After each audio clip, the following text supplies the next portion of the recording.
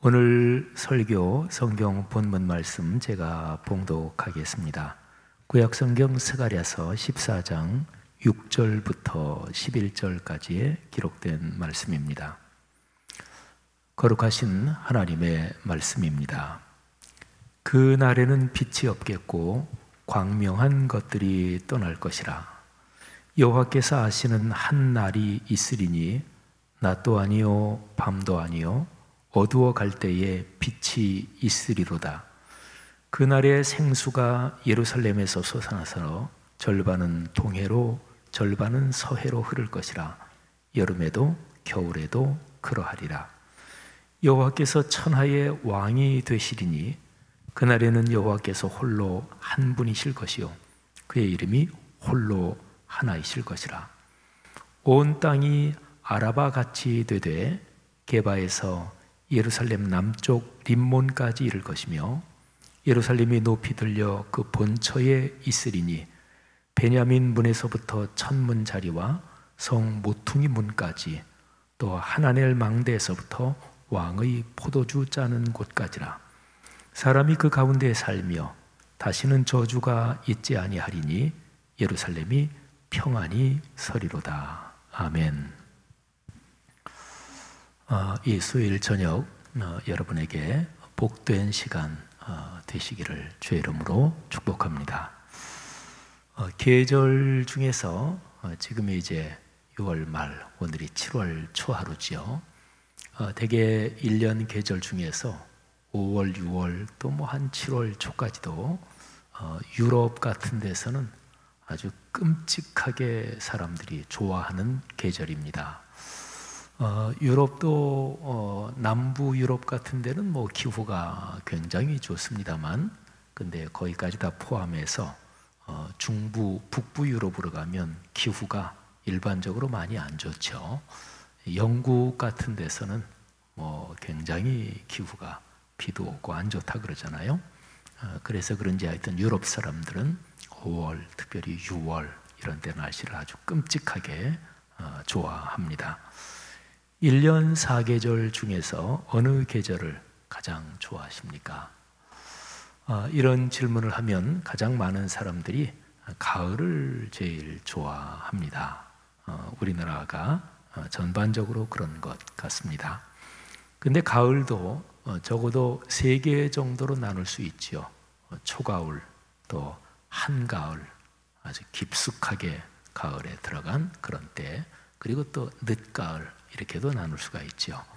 그렇게 가을을 3가지로 나누면 그 중에서 여러분은 또 어떤 가을이 더 좋으십니까? 저보고 고르라 그런다면 저는 늦가을이 가장 좋습니다. 자, 1년 4계절 중에서 제일 좋은 계절, 그러면 일주일 중에서 주일, 월, 화, 수, 목, 금, 토, 그 중에서 어느 요일이 가장 행복하십니까?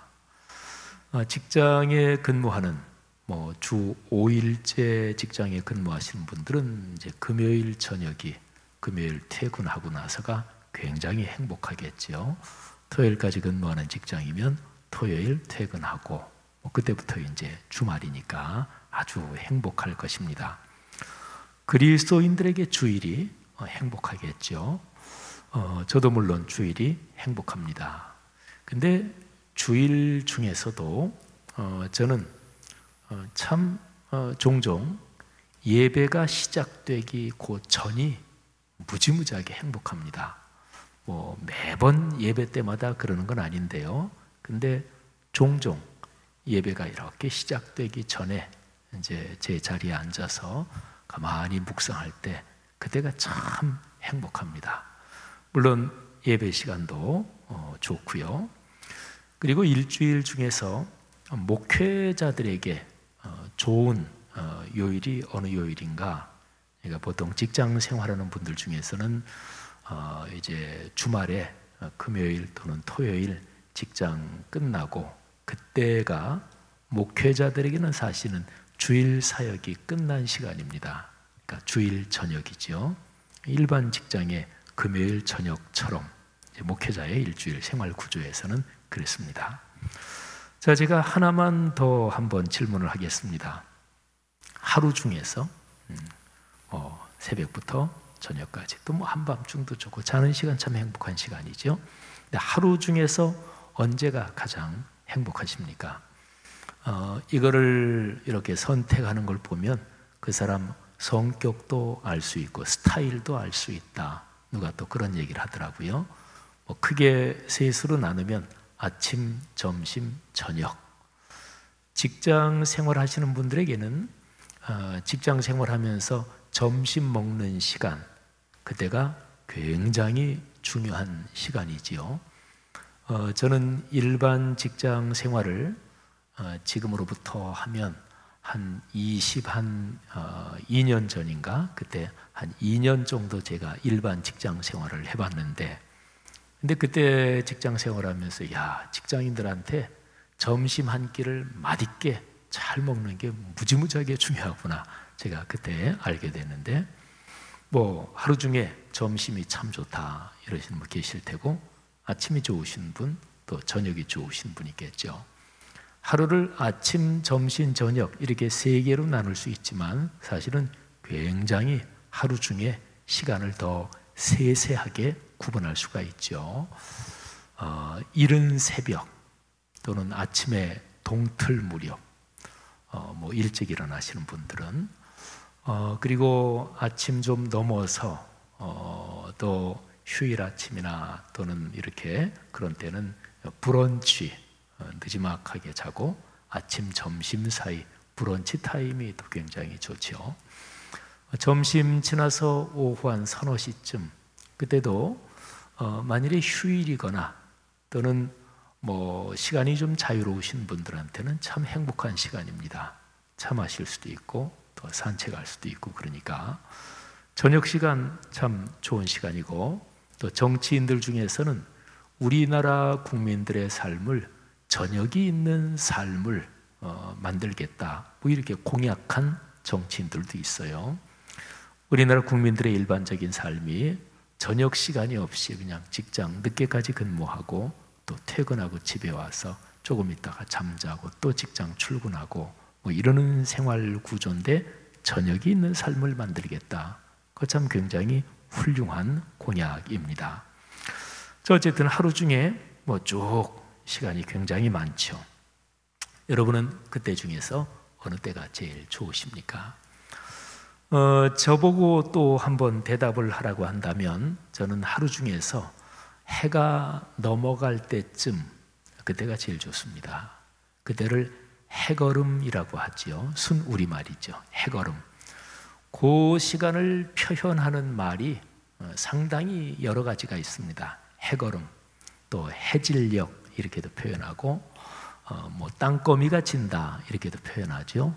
또 어스름할 때 이런 표현도 있고요. 하여튼 낮에서 그래서 이제 밤으로 넘어갈 때, 그러니까 물리적으로 보면은 해가 지면서 낮에서 이제 껌껌할 때를 이렇게 넘어가는 그때가 아주 참 좋죠.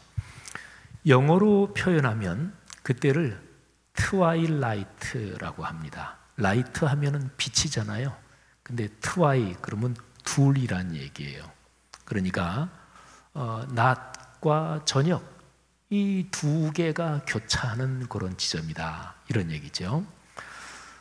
제가 요즘은 뭐 시를 거의 안 쓰는데 전에 한 몇 년 동안 굉장히 제가 시를 많이 쓴 적이 있는데, 전에 쓴 그거를 이렇게 보다 보니까 요즘은 이제 가끔 이렇게 써서, 근데 한참 쓸 때는 뭐 굉장히 많이 썼기 때문에 그 모아놓은 걸 보니까 제가 해걸음이라는 단어를 굉장히 많이 썼더라고요. 그래서 한글 파일을 보면 거기에 검색 기능이 있죠. 그래서 해걸음 이렇게 쳐봤더니 굉장히 많더라고요. 제가 옛날에 썼던 글 중에서 트와일라이트라고 하는 제목을 붙여서 쓴 그 글이 있는데 한번 제가 읽어드리겠습니다. 그러니까 낮에서 저녁으로 넘어가는 그 시간이 저는 참 신비한 시간이고, 그리고 굉장히 아주 어떤 말로 형용할 수 없는 그런 느낌을 주는 시간이다. 그런 게 이제 이 글에 나타나 있습니다. 빛과 어둠 이 둘이 교차해서 초어스름 빛이 생기는가? 이 둘이 교대하면서 노을빛이 내리는가? 아니다. 해가 설핏할 무렵의 빛은 트와일라이트, 두 빛이 어우러지면서 일어나는 신비다. 낮의 빛과 밤의 빛, 이 둘이 빛의 연금술을 거쳐 환하지도 어둡지도 않은 신비로운 빛, 낮도 밤도 아닌 세 번째 빛이 생긴다. 생각해보라. 해가 설핏할 무렵에 일어나는 신비한 현상을. 오랜 일이 손에 잡힐 듯 파스텔 색조로 떠오른다.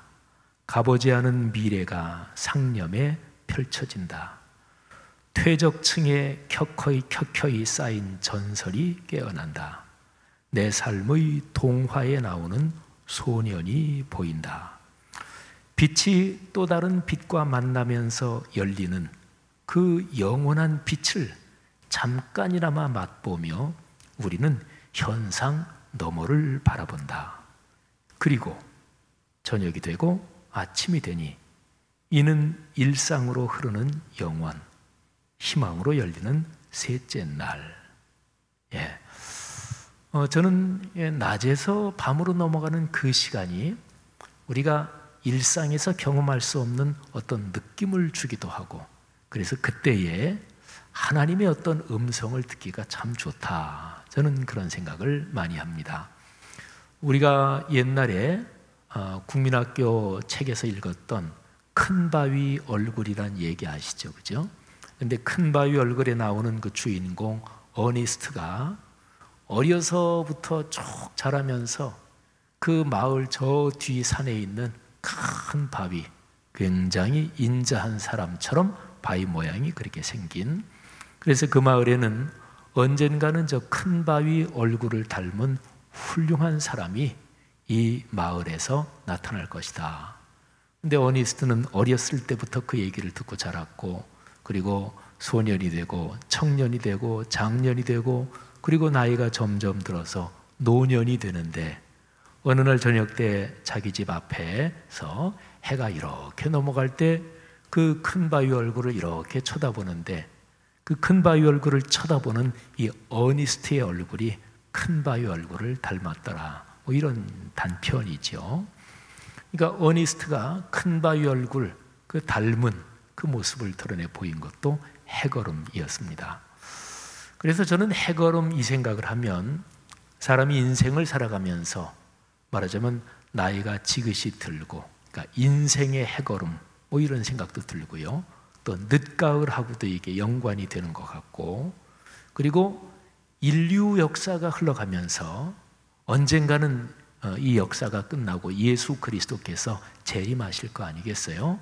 그래서 역사 그리고 존재하는 이 모든 것이 흘러가는데 그 해걸음, 이런 생각도 듭니다. 그래서 제가 쓴 글을 찾아봤더니 2014년에 존재의 해걸음에 이런 제목으로 쓴 글이 있더라고요. 해걸음엔 누구나 제 삶의 자취가 길게 들이운다. 해가 넘어가면 그림자가 길어지듯이요. 시간의 해가 기울면 대개 집에 돌아갈 시간이 되어서인가 발걸음이 바빠진다. 샹젤리제든 서울이든 어디나 거기라고 어렴풋이 느껴지면 그건 존재의 해걸음이 시작된 것이다. 공간과 시간이 휘어 겹치면서 개선문 위를 스치는 태고의 빛이 사람들 걸음이 퇴적된 도시의 거리에 깔린다. 이거는 제가 2014년 6월에 유럽에 그 세미나를 갔다가 파리에 목회자 몇 명이 잠깐 들린 적이 있는데, 거기서 해가 넘어갈 때 그때의 개선문 위를 빛이 이렇게 비치면서 그때 갑자기 그 시간하고 다른 어떤 시간이 꽉 겹치는 것 같은 그런 느낌이 드는 때가 있었어요.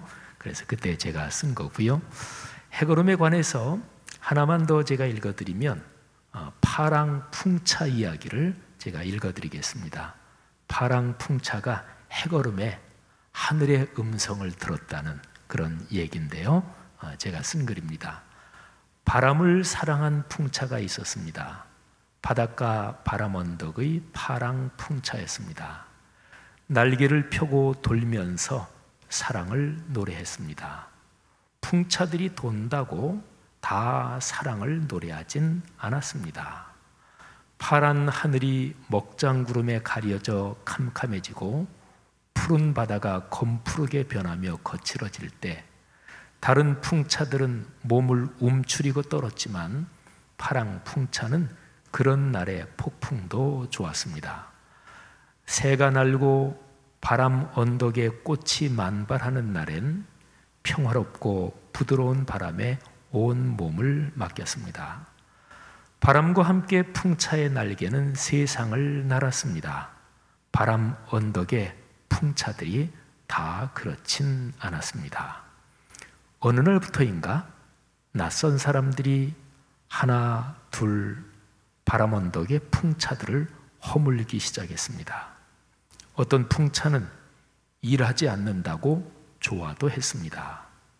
풍차 몇은 남았고 파랑풍차도 다행히 남았습니다. 그러나 남은 풍차들은 더 이상 돌지 못했습니다. 그때부터 많은 사람이 바람 언덕을 찾았습니다. 풍차도 구경거리 중 하나였고 사진도 찍혔습니다. 파랑풍차는 사람들과는 어울릴 수 없었습니다. 바람은 불어오는데 날개는 돌 수 없었습니다. 불어오는 바람은 풍차 옆에서 울다 갔습니다. 바람은 불어오는데 사랑을 노래할 수 없었습니다. 절망으로 지친 날 어느 해걸음에 무슨 소리가 들렸습니다. 예, 사랑의 노래는 마음으로도 할 수 있는 거야. 파랑풍차는 마음으로 노래하는 법을 연습했습니다. 바람 언덕으로 찾아오는 바람들이 행복해졌습니다. 풍차는 다시 바람과 하늘과 바다와 함께 노래했습니다. 그리고 또 하나 기적 같은 일이 일어나기 시작했습니다. 사람들 마음의 뜰에 하나 둘 풍차가 돌기 시작했습니다. 바람 언덕을 왔다 간 사람들 삶이 밝아지기 시작했습니다. 그들 동네에 바람과 하늘과 바다가 함께 살게 되었습니다. 사람들은 파랑풍차를 내 마음의 풍차라고 말했습니다. 파랑풍차는 사람들 마음에서 날개를 펴고 돌고 있었습니다. 여러분, 해걸음, 그건 참 멋진 시간이고, 그리고 하나님께서 우리에게 말씀하시는 시간이다. 저는 이런 생각을 갖고 있었는데, 그러다가 언젠가 성경을 보다가 성경에 제가 늘 그렇게 좋아하던 정확한 표현이 거기 있는 걸 발견했어요. 그게 스가랴서 14장 7절인데, 근데 제가 이 구절을 언제 발견하고 여기 바로 그 해걸음이 있구나, 그 기억은 제가 잘 안 나요. 근데 히브리 스가랴서 14장 7절에 낮도 아니고 밤도 아닌 그런 시간, 그게 바로 해걸음이잖아요. 제 오늘 설교의 가장 주된 구절은 6절 7절인데요. 근데 6절 말씀 한번 보면 그 날에는 빛이 없겠고 광명한 것들이 떠날 것이라. 근데 6절 말씀은 히브리어 원문이 굉장히 애매한 그런 구절입니다. 그 원문이. 그래서 번역을 보면 번역이 다 차이가 나요. 어떤 건 굉장히 차이가 나고, 이 6절이 얼마나 차이가 나는지 제가 번역을 한 5개 정도 읽어드릴게요. 자, 우리가 공식 강단용으로 쓰는 성경 개역 개정판, 그날에는 빛이 없겠고 광명한 것들이 떠날 것이라. 자, 표준 세번역, 그날이 오면 햇빛도 차가운 달빛도 없어진다. 공동번역 개정판, 그날이 오면 서릿발이 서는 추운 날도 없어지리라. 자, 독일어 성경 쥐리히 번역을 제가 한글로 이렇게 번역했습니다. 그 어느 날에는 더 이상 더위가 없고 추위나 서리도 없을 것이다. 영어 성경 NIV 성경, 그 날에는 빛이 없을 것이며 추위와 서리도 없을 것이다. 자, 6절이 굉장히 중요한 구절 같은데 이게 이제 애매하거든요. 그래서 6절이 무슨 뜻인가 이거를 알려면 7절하고 연결시켜 보면 뭐 이게 서로가 앞뒤가 연결된 거니까 그러면 잘 알 수가 있죠. 자, 그래서 7절은 그냥 두 가지로만 제가 읽어드릴 테니까, 자, 우리 강단용 성경 개역 개정판, 여호와께서 아시는 한 날이 있으리니 낮도 아니요 밤도 아니라. 제가 이제 이 말씀에 아주 굉장히 강하게 필이 꽂힌 거죠. 낮도 아니요 밤도 아닌 시간. 근데 나중에 언젠가 하나님께서 아시는 한 날, 하나님께서 각별하게 정하신 그 날이 되는데, 근데 그날 낮도 아니요 밤도 아닌 시간, 뭐 이런 거죠. 자, 7절 말씀을 표준 세번역은 이렇게 번역했습니다. 낮이 따로 없고 밤도 없는 대낮만이 이어간다. 자, 이 7절 말씀은 이런 얘기예요. 낮도 없다, 밤도 없다. 다른 말로 말하면 낮도 아니고 밤도 아니다. 그러니까 낮과 밤이 더 이상 존재하지 않는다, 이런 얘기입니다. 이렇게 하면 6절 말씀이 무슨 뜻인지 이해가 갑니다. 그러니까 우리 사람은요, 존재하는 모든 것 포함해서 그 안에 있는 사람은 시간의 한계 속에 있잖아요. 그렇죠? 시간과 연관해서 태양계를 중심한 이 태양계, 이 천체의 질서 안에서 공간 구조가 돌아가죠. 이거는 물리학적인 관찰, 상식이죠. 시간과 공간이 맞물려 있는 이런 상황에서 지구 행성에 있는 우리에게 낮, 밤, 이게 교차되는 거예요. 그러면서 시간이 흐르죠. 아까 6절 말씀에 어떤 번역에서는 추위도 없고 더위도 없다, 이렇게 번역했거든요.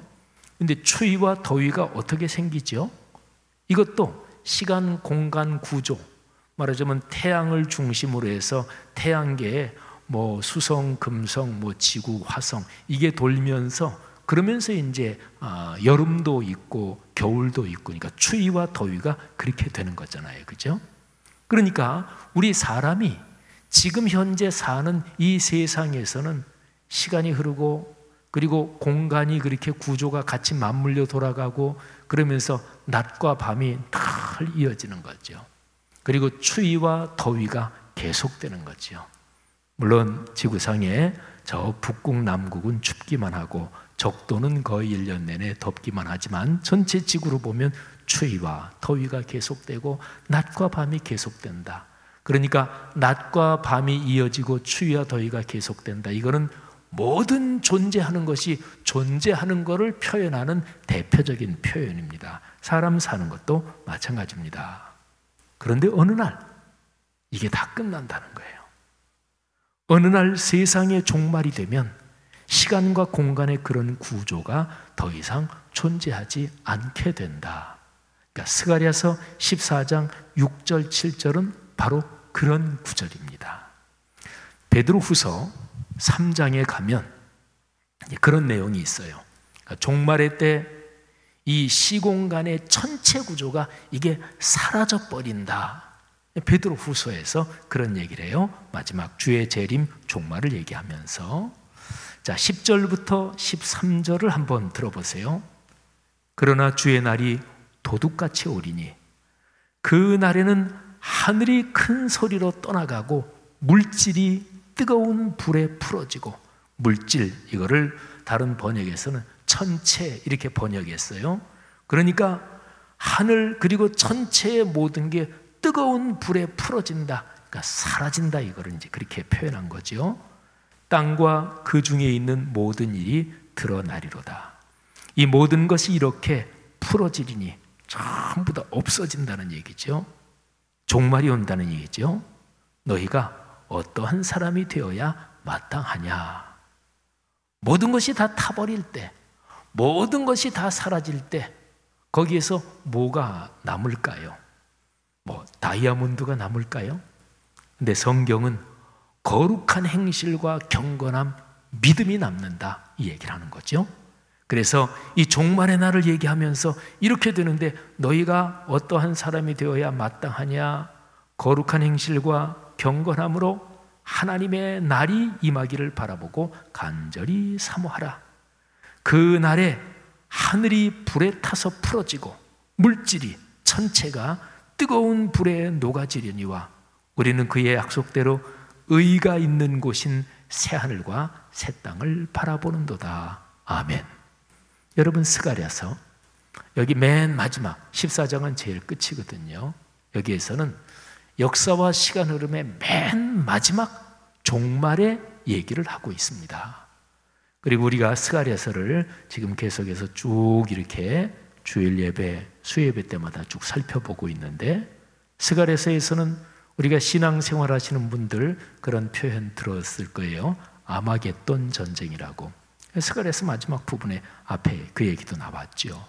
그리고 그것도 지나고 더 맨 마지막에, 그때는 시간과 공간 구조, 이 천체의 구조 속에서 우리가 다 살고 있는데 이 물질 구조가 다 없어지고 드디어 주님께서 재림하시는, 그래서 이 시공간의 구조가 다 없어지는 그날이 온다, 이런 거죠. 그야말로 최후에. 자, 그러면 그렇게 되면서 그날에 벌어질 그야말로 최종적인 상황, 그 장면은 어떤 것일까요? 그게 이제 8절부터 11절까지 있습니다. 자, 결론적인 11절 먼저 얘기를 하면 이렇습니다. 사람이 그 가운데 살며, 그 가운데 우리가 보통 얘기하는 영원한 하나님의 나라, 아름다운 나라죠. 그 가운데 살며 다시는 저주가 있지 아니하리니 예루살렘이 평안히 서리로다. 여러분, 11절 말씀을 그냥 한마디로 얘기하면 참 좋은 곳에서 평안히 행복하게 산다, 이런 얘기죠. 근데 이제 8절부터 10절, 여기는 예루살렘에 대해서 이야기를 합니다. 8절에 보면 그날의 생수가 예루살렘에서 솟아나서 절반은 동해로 절반은 서해로 흐를 것이라. 여름에도 겨울에도 그러하리라. 그러니까 생수가, 생명의 강이 예루살렘에서도 솟아나서 절반은 동해 절반은 서해인데 이거는 세상 모든 곳에 흐른다, 그런 얘기죠. 9절에 보면 여호와께서 천하의 왕이 되신다. 그날에는 여호와께서 홀로 한 분이시고 그의 이름이 홀로 하나다. 사람이 살면서 이게 의심이라는 것은 하나가 아니라 둘이 헷갈리는 거, 이쪽이냐 저쪽이냐, 이걸 의심이라 그러죠. 사람이 살면서 가장 불행한 것은 자아가 분열되는 것입니다. 이거를 정신분열 증세라고 그러죠. 그러니까 삶의 궁극적인 목적은 가장 확실한 것 하나를 붙잡는 거예요. 이거를 일반적인 표현으로 말하면 진리에 대한 탐구지요. 그렇잖아요. 일반적으로 말하면 왜 사는가, 살면서 무엇을 위해 애쓰는가, 제일 좋은 거 잡으려고 그러는 거예요. 예수님도 말씀하셨죠. 진주 장사가 온통 돌아다니다가 어디에서 진주를 만났는데 자기가 평생 진주를 사고 진주를 파는 일을 했는데 이런 거는 평생 처음 봐. 그래서 자기가 가진 모든 것을 다 팔아서 그거를 샀다, 이런 거잖아요. 제일 좋은 거를 찾는 거예요. 제일 아름답고 제일 사랑할 만한 그 어떤 대상을 찾는 거예요. 이게 일반적으로 말하면 진리의 탐구고, 우리 신앙적으로 말하면 하나님 그분을 만나고 그분의 품에 안기는 것입니다. 자, 그래서 10절에는 그 종말의 날에 온 땅이 아라바 같이 된다. 아라바는 광야입니다. 그러니까 그 팔레스타인, 예루살렘이 있고 하는 그 이스라엘의 지형에서 아라바는 말하자면 뭐 해수면 높이 거기서 얘기하면 그냥 제로라고 이제 본다 그러면 거기다도 조금 더 낮은 곳인데, 그래가지고 온 땅이 아라바처럼 평평한 곳이 되는데, 그런데 예루살렘만은 높이 들려 그 본처에 있을 것이다. 본처, 원래 있던 곳, 예루살렘은 해발 800m 산성 도시거든요. 그리고 아라바는 해수면 제로보다 더 낮은 곳이거든요. 그러니까 모든 세상이 다 평평하게 되고, 그리고 1000m 높이로 예루살렘 성만 1000m 높이로 서 있다. 이게 10절은 그런 그림을 얘기를 해주고 있는 거예요.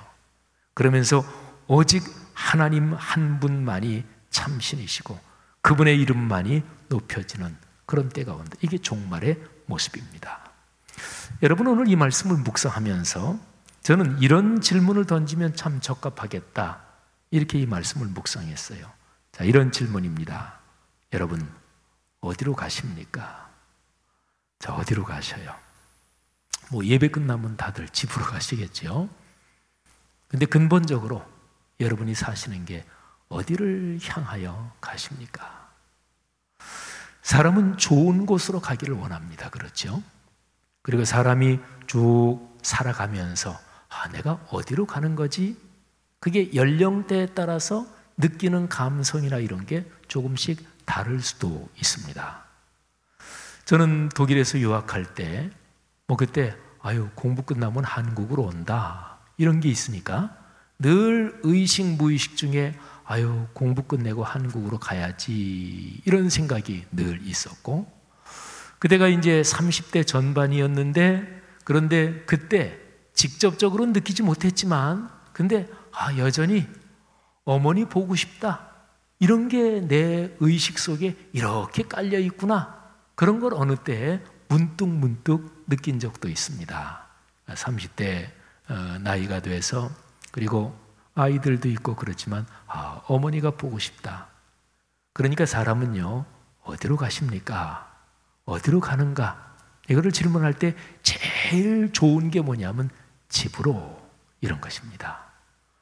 제가 저희 아이들한테, 아이들이 이제 외국에 나가 있고 또 그럴 때 옛날에 어떤 글을 썼는데, 이런 글을 써줬던 기억이 나요. 아이들한테 언제든지 돌아와라. 엄마 아빠는 너희들이 언제든지 돌아올 그런 집이다. 뭐 이런 비슷한 얘기를 써준 적이 있는 것 같아요.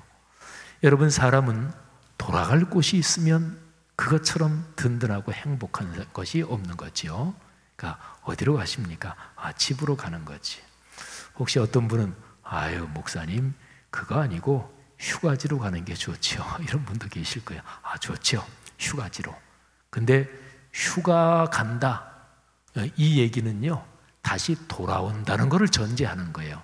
그러니까 어디 집을 떠나서 휴가지로 가는데 돌아올 기약이 없다, 그건 휴가 가는 게 아니라 가출하는 거예요. 그러니까 휴가 간다 좋지만 집으로, 그리고 참 좋은 곳으로. 여러분, 인생은 그런 것입니다. 살아가는 것은 어디로 가나, 어디론지 가고 있는 거잖아요. 그죠? 제가 아는 어떤 장로님, 이제 한 2년 전에, 3년 전에 그분이 장로님 되셨나?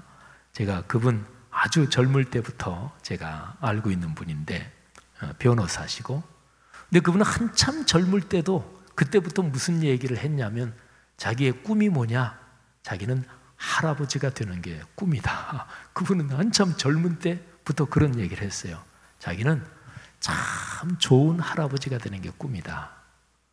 그분 지금도 이렇게 연락하면서 지내고 우리 교단 장로님이신데, 근데 말하자면 그분은 나는 어디로 가는가? 참 좋은 할아버지가 되는, 그게 그분의 인생의 목표고, 그분은 참 언제나 이렇게 만나거나 또는 전화통화 무슨 일 있어 하면 그렇게 사람이 푸근해요. 그분 마음속에 그런 게 있는 거죠. 나는 좋은 할아버지가 된다. 인생길을 그렇게 걷고 있으니까 그 사람의 정서가 푸근할 수밖에 없겠죠. 사랑하신 여러분, 어디로 가십니까? 좋은 곳으로 가야죠. 그죠? 마음속에 또는 내 생각 속에 참 좋은 곳으로 간다, 이거를 확신해야 합니다. 신앙인에게 그게 바로 영원한 아버지의 품, 이렇게 되는 거죠. 그래서 우리가 찬송을 부를 때 장례식 때 부르는 찬송이 있잖아요. 근데 그거는 대개 우리 그리스도인들의 머릿속에는 이거는 장례식 때 많이 부르지, 이런 게 이제 알게 모르게 이게 머릿속에 있어서 그런 찬송을 부를 때 우리가 대개 약간 비감한 느낌이 들고 약간 슬픈 느낌도 들고 그러면서 마음속에 은혜도 있긴 하지만 대개 그런데 근데 사실은 장례식 때 부르는 찬송들이 찬송 중에서 가장 좋은 찬송이라고 말할 수 있습니다. 그 찬송은 우리가 돌아갈 영원한 집, 아버지의 품, 그리고 가장 좋은 곳, 그거를 우리의 소망으로 갖게 하는 그런 찬송이잖아요. 하늘 가는 밝은 길이, 이 찬송도 그런 거죠. 하늘 가는 밝은 길이 내 앞에 있으니 슬픈 일을 많이 보고 늘 고생하여도 하늘 영광 밝음이 어두운 그늘 해치니 예수 공로 의지하여 항상 빛을 보도다. 여러분 어디로 가십니까? 이렇게 물을 때 집으로, 보통 일반적으로 얘기하면 참 정감 깊은 말인데, 그런데 궁극적으로 인생의 방향에서 어디로 가십니까? 하늘로. 우리 천상병 시인이 나 하늘로 돌아가리라, 귀천이라는 시, 우리에게 2층 카페 들어가는 분에 이렇게 써붙인 거 있잖아요. 나 하늘로 돌아가리라. 가서 이 세상 소풍 참 아름다웠다고 말하리라. 누구한테? 하나님 아버지 앞에. 그런 거죠. 성도 여러분, 그리스도인이 걸어가는 인생의 목적지는 참 아름다운 곳입니다. 우리가 걸어가는 삶의 여정에서 자녀를 기르고 또 직장 생활하고 먹고 살기 위해서 애쓰고 어떤 데는 가게, 공장, 사업이 안 되기도 하고 인간관계 때문에 복잡하기도 하지만, 그런데 우리가 걸어가는 그 영원한 목적지는 참 좋은 곳입니다. 아주 행복한 곳입니다. 이게 바로 종말신앙이고 영원한 나라에 대한 소망이고, 그리고 이 믿음이 확고한 그리스도인은 이 세상에 그 어떤 어려움이 있어도 이 믿음 가지고 그 모든 어려움을 이겨냅니다. 이게 기독교 신앙에서 가장 중요한 몇 가지 요소 중에 하나입니다. 성도 여러분, 여러분과 저 우리의 삶에 이 종말신앙, 영원한 아버지의 집으로 우리를 초대하시는 주님께 대한 이 믿음, 신뢰가 아주 깊어지기를 주님의 이름으로 축복합니다. 그래서 그 소망이 깊어진다는 게 이 세상에서 용감하게 살게 만들고, 이 세상에서 걱정을 이기고 살게 만들고, 그리고 이 세상에서 이런저런 게 좀 부족하고 힘들어도 절대로 정신적으로 눌리지 않고 큰 용기를 가지고 살게 하는 거지요. 이런 축복 여러분의 삶에 넉넉하기를 축원합니다.